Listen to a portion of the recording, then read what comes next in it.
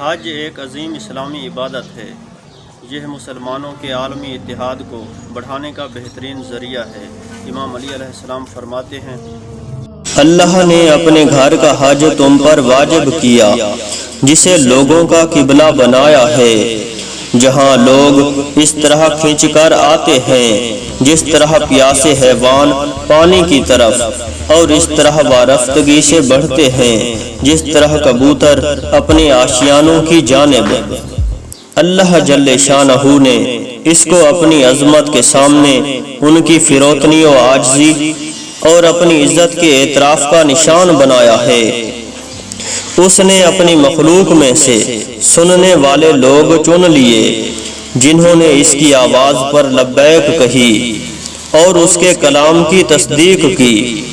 وہ انبیاء کی جگہوں پر ٹھہرے، عرش پر طواف کرنے والے فرشتوں سے شباہت اختیار کی۔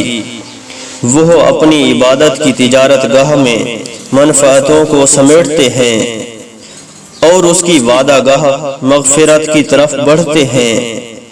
اللہ سبحانہ نے اس گھر کو اسلام کا نشان، پناہ چاہنے والوں کے لیے حرم بنایا ہے۔